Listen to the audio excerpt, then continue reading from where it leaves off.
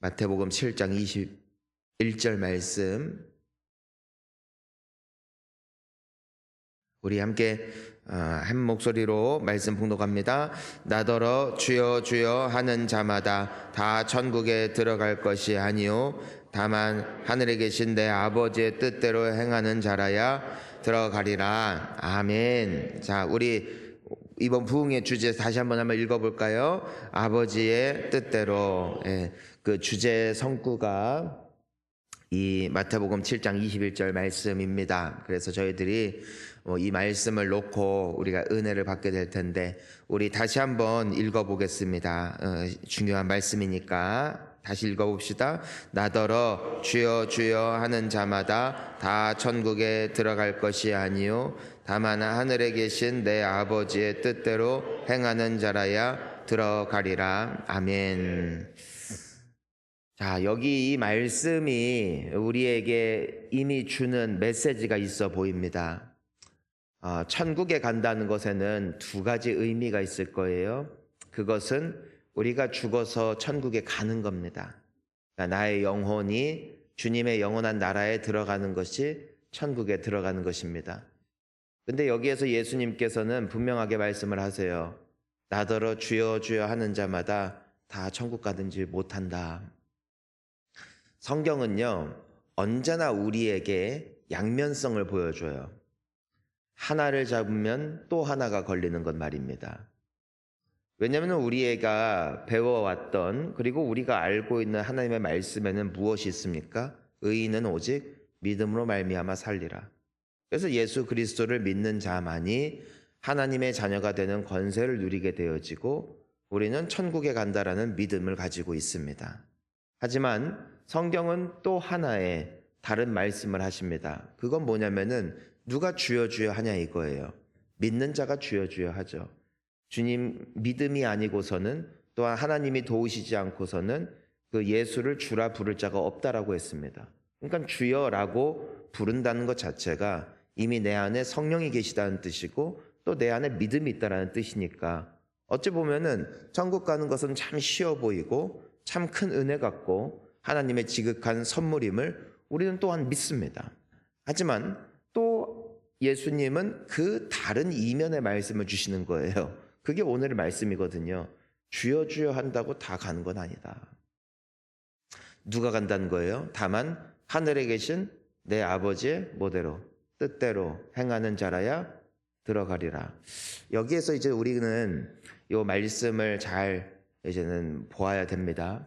천국에 들어간다는 것이 그렇다면은 내가 죽어서 구원을 받는 것만 의미하는 것인가?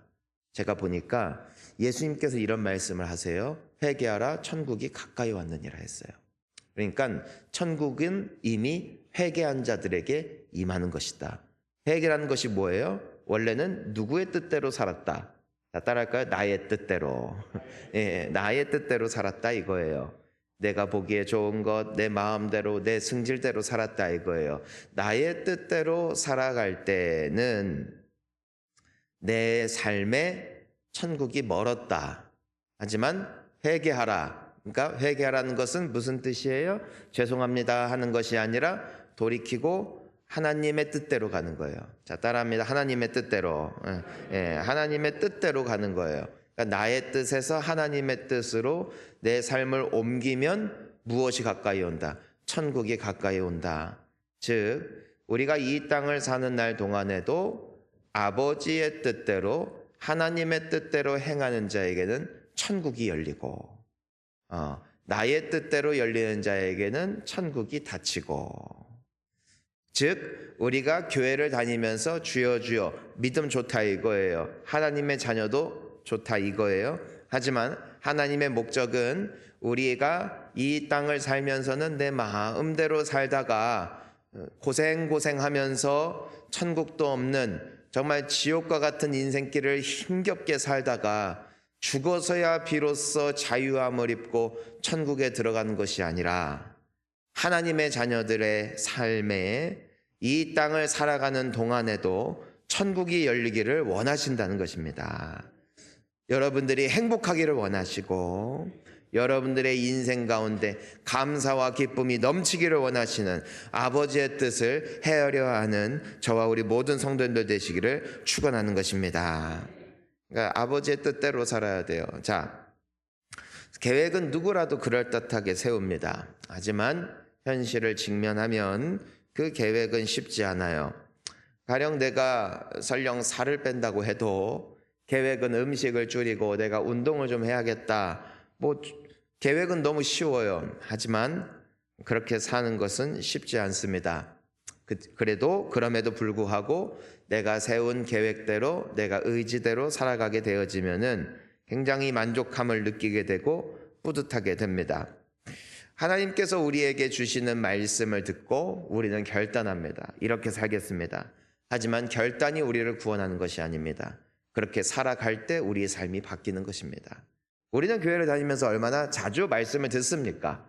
예배를 드립시다, 기도를 합시다. 중요합니다. 그런데 예배를 드려도 또 기도를 하지 않으면 내 삶에는 능력이 없고, 또 내가 기도를 한다 할지라도 하나님께서 그날 나에게 주신 말씀대로 살지 않으면 나는 여전히 누구의 뜻대로 사는 거예요? 아버지의 뜻대로 사는 거예요? 나의 뜻대로 사는 거예요?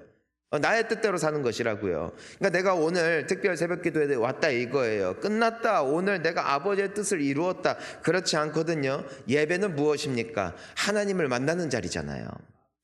내가 하나님께 찬양으로 영광을 돌리고 기도로 나의 마음을 주님 앞에 고하면 하나님께서는 우리에게 은혜로 화답하시고 또 하나님의 말씀을 통하여서 우리에게 응답을 주십니다. 하나님을 만나는 자리예요. 근데 만남이 전부가 아니거든요. 만남의 이유가 있거든요. 목적이 있거든요. 만남 자체가 목적은 아니라는 것입니다. 중요한 사람을 만날 때 그 만남 자체가 의미를 가지고 있는 것이 아니에요. 그 만남을 통해서 나에게 주어지는 유익이 있고, 그 만남을 통해서 나에게 주어지는 잠언이 있고, 나에게 주어지는 지혜가 있습니다. 따라서 그 만남을 통하여서 나의 삶에 변화가 생겨나고 그 만남 가운데 나에게 주신 그 말씀을 따라 살아감으로 내 삶에도 천국이 임하더라. 이것이 하나님의 말씀입니다.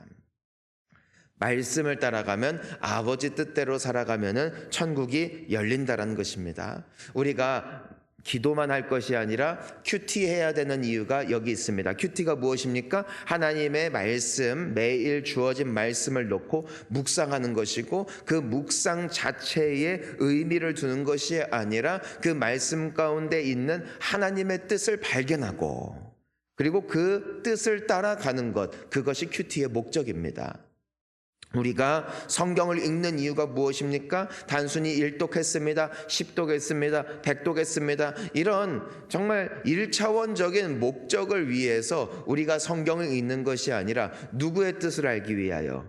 아버지의 뜻을 알기 위함이에요. 근데 알면 뭐하냐고, 계획 세우면 뭐하냐고, 실천하지 않으면은 아무 변화도 없고 오히려 나는 왜 이렇게 못 살까라는 자괴감과 괴로움 때문에 슬픔으로 눈물을 흘릴 수밖에 없는 것이 우리 인생이더라는 것이에요. 따라서 우리에게 중요한 것은 말씀을 아는 것이 아니라 말씀대로 살아가는 것, 그리고 그 말씀대로 살아갈 수 있는 능력은 오직 성령으로 말미암습니다. 나의 힘으로 할 수 있더라면 여기 앉아있는 우리 모두가 했을 것입니다. 여러분, 공부를 안 하던 자가 공부에 계획을 세운다고 공부를 하는 것을 본 적이 없습니다. 내가 늦잠을 자지 않겠다고 계획을 세운 자들이 늦잠을 자지 않는 것을 본 적이 없습니다. 간혹 어떤 이들은 의지를 가지고 성실히 해나지만 항상 그 인생 가운데는 예민함이 있고 까칠함이 있고 또 그로 말미암은 많은 스트레스를 받으면서 살아가는 것을 보게 됩니다. 의지대로 살아가는 사람은 많지만 의지를 갖고 살아가면서 행복한 사람은 찾기가 힘들더라는 것입니다. 오직 성령의 능력이 우리에게 임할 때에 우리는 권능을 받고 예루살렘과 온 유대와 사마리아와 땅끝까지 이르러 주님의 증인이 되어지는 것이죠. 능력을 받으면 왜 증인이 된다는 것입니다. 된다는 것이냐면은 이것이 우리의 삶 가운데 능력으로 나타나기 때문이에요. 내가 아무리 하나님을 만났다, 하나님을 믿는다, 하나님을 믿어서 내 삶이 변화가 되었다 말로만 떠드는 것은 거짓입니다. 하지만 정말로 그 말대로 나의 삶 가운데 변화가 있는 자가 복이 있는 줄을 믿습니다. 그러니까 예수님을 자랑한다는 것은 내가 믿지도 않고 나의 삶 가운데 유익도 주지 않는 그분을 자랑한다는 것이 아니라 정말 내가 예수를 믿고 변화되어지고 행복한 인생이 되었다, 이것을 내가 실질적으로 누리는 삶이 되어질 때에 비로소 간증할 수 있게 되는 것이고, 그것이 바로 증인입니다. 증인. 눈으로 보기만 하여 증인이 아니라 또 그 예수님이 내 삶 가운데 역사하는 인생이 되어질 때 비로소 우리는 증인이 되는 것이죠. 따라서 오직 성령이 임하실 때 증인이 되는 것이고, 성령의 능력으로 말미암아 우리는 변화될 수 있다는 것입니다. 여러분, 따라서 우리는 기도해야 됩니다. 기도하면 성령께서 일하십니다. 기도하면 성령의 능력이 우리 가운데 부어지게 되어 있습니다. 기도하는 사람치고 불행한 사람이 없고, 기도하지 않는 사람치고 행복한 사람도 없습니다. 물론 이 세상에서 어느 정도 안정되고 평안한 삶을 누릴 수 있을런지는 모르겠지만, 기도하지 아니하고 아버지의 뜻대로 행하는 자는 본 적이 없습니다. 항상 머릿속에 메아리 칠 뿐입니다. 사랑해야지, 용서해야지, 감사해야지. 하지만 실천이 된다, 안 된다? 안 된다. 무엇이 없으니까? 능력이 없으니까, 힘이 없으니까. 우리 지난 주일에도 함께 나누었지만, 아버지의 뜻은 누구의 능력으로만 행할 수 있는가? 아버지의 능력으로만 행할 수 있습니다. 하나님의 말씀은 하나님의 능력으로만 감당할 수 있다는 것입니다. 그래서 우리가 하나님의 뜻대로 살아가기 위해서는 하나님의 능력이 너무나도 필요하다. 여러분, 그렇다면 하나님의 뜻이 무엇일까요? 데살로니가전서 4장 3절을 보니까 이렇게 기록되어 있어요. 읽습니다. 하나님의 뜻은 이것이니 너희의 거룩함이라 곧 음란을 버리고. 따라하겠습니다. 거룩하라. 이 거룩하다는 게 뭐냐면은 세상과 너희는 달라야 된다 이거예요. 달라야 된다. 거룩하다라는 것은 구별됐다, 다르다, 이 뜻이에요. 하나님께서 우리를 거룩하게 구별하셨어요. 그러니 너희는 거룩해라. 내가 거룩한 것처럼 너희도 거룩해라. 그러면서 그 끝에 뭐 곧 음란을 버리고 하고 밑에 쭉 말씀 보면은 이것에 대해서 나오는데, 왜 음란을 버리고 해요? 음란을 버리면 거룩하다 이게 아니에요. 세상에는 음란한 사람들이 너무나 많았다는 것이에요. 성적으로 완전히 치우쳐져 있고, 쾌락주의, 또 어떤 욕심과 또 질투와 시기, 이 모든 것들 말입니다. 그것을 버리라는 거예요. 왜요? 너희는 거룩하니까. 거룩한데 더러운 데 있잖아요. 그런 사람이 이상해져요. 교회를 다니고 하나님의 말씀을 듣는데도 세상과 섞여 살면은요, 영혼이 이상해져요. 뒤죽박죽이에요. 깨끗한 것도 아니고 더러운 것도 아니고 찬 것도 아니고 뜨거운 것도 아니고. 그래서 요한계시록을 보니까 예수님께서 뭐라고 말씀하세요? 너희는 차지도 덥지도 아니하고 미적지근하다. 미적지근하니까 내가 너희를 토해낼 것이다 말씀하실 정도로 주님이 가장 싫어하시는 것이 중간지대거든요. 중간지대.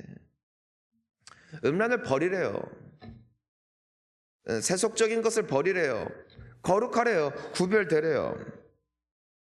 레위기 20장 26절도 함께 읽어봅시다. 시작. 너희는 나에게 거룩할지어다. 이는 나 여호와가 거룩하고 너희를 만민 중에서 구별하였음이니라. 아멘. 보니까 우리 주님 안에 주님께서 초청하셨어요. 그럼 이제 우리의 선택은 뭐예요? 그 안에 거하는 거예요. 예수님께서 말씀하셨어요. 나는 포도나무고 너희는 가지다. 사람이 내 안에, 그가 내 안에 거하면 사람이 열매를 많이 맺는다. 나를 떠나서는 너희가 아무것도 할 수 없다 하셨습니다. 주님이 우리를 거룩한 자로 초청하셨어요. 우리의 평생의 사명은 그 거룩한 주님 안에 거하는 것입니다. 거룩한 주님을 붙잡는 것입니다. 거룩한 주님을 따라 나도 거룩하게 살려고 몸부림치는 것입니다. 욕하지 말고, 싸우지 말고, 여러분, 그래서 성령이 임하시면은 사람이 어떻게 되냐면 나의 힘이 빠지고 주님의 힘이 임합니다. 어제도 우리 장로님들이랑 조금 대화 좀 하는데 그냥 우스갯소리로 이런저런 얘기하다가 부부가 왜 싸우는가? 아직 힘이 있어서다. 나중에 나이 들면 싸우지도 않더라. 왜 그러냐? 힘이 빠져서 그렇다. 아멘 했어요. 그 아직 싸운다는 것은 내가 아직 살아있다는 것이다. 근데 나중에 내가 힘이 빠지잖아요. 그럼 뭐 혼나면 혼났지 싸우질 않아요. 나의 힘이 빠지면은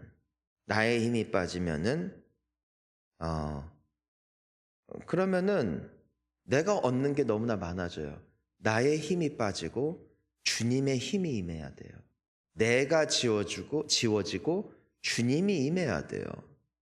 부부관계에서도 마찬가지잖아요. 내가 죽어주면 싸움이 안 일어나요. 왜 싸워요? 둘 다 펄펄하게 살아있어서 그래요. 죽기를 축복합니다. 바울은 뭐라고 말했습니까? 나는 그리스도와 함께 죽었다 했어요. 이제는 내가 산 것이 아니요 오직 내 안에 그리스도께서 사신 것이라. 그러니까 우리 평생의 싸움이 뭔 줄 알아요? 자, 따라가 힘 빼기. 힘을 빼야 돼요. 계속 빼야 돼요. 내 힘이 들어가는 거예요. 막 내 승질이 들어가는 거예요. 나의 어떤 욕심이 들어가는 거예요. 사람이 왜 평생 고민하는 줄 알아요? 욕심이 안 죽어서 그래. 욕심이 안 죽어서 그래. 왜 자식 때문에 속상한 줄 알아요? 욕심이 안 죽어서 그래. 왜 먹고 사는 것만으로 만족을 못하는 줄 알아요? 내가 살아있어서 그래. 내 속에 있는 그 야망, 내 속에 있는 어떤 사람들의 시선을 의식하는 마음, 의심, 이런 것들이 펄펄하게 살아있으니까 내 삶에 주의 나라가 임하지를 못해요. 절대로 임하지를 못해요. 내가 죽고 예수가 살아야 됩니다. 내가 죽어야 돼요. 내 생각이 좀 죽어야 돼. 제가 여기 서산 와서 언제부터 행복했느냐? 내가 예전에는 이제는 막 뭔가 막 큰 꿈을 꾸고 뭔가 이 세상에서도 뭔가 인정받고 막 이런 삶을 꿈꾸면은 그러면은 그래도 도시 가고 싶지 사람이란 게. 그런데 죽었어요, 이제 죽었어. 그런 생각도 죽고 그런 계획도 죽고 그냥 아버지 마음대로 하시오. 아버지 마음대로 하시오. 그냥 나는 죽었다. 내 인생. 어제 이제는 장례식장에 갔다가 이제 아내랑 잠깐 대화하는데 나도 저 나이에 죽는다면 이제 한 30년 남았다 이거예요. 얼마 안 남은 거예요. 30년이면 얼마 안 남은 거거든요. 곧 우리 천국에서 보자고. 이제 얼마 안 남았다고요. 얼마 남지 않은 인생인데 이렇게 생각을 해봐요. 내가 만약에 누구라도 원하는 어떤 성공을 거뒀어. 이뤘어. 그래봤자 30년이야. 얼마 안 남았어요. 금방 갑니다. 생각해보니까 제가 30살 때쯤 되니까 우리 첫째, 둘째 다 낳았을 때인데 그건 인생 별로 산 것도 아니죠. 어린 나이였죠. 근데 그 어린 나이만큼 살면은 이 세상도 끝인 거예요.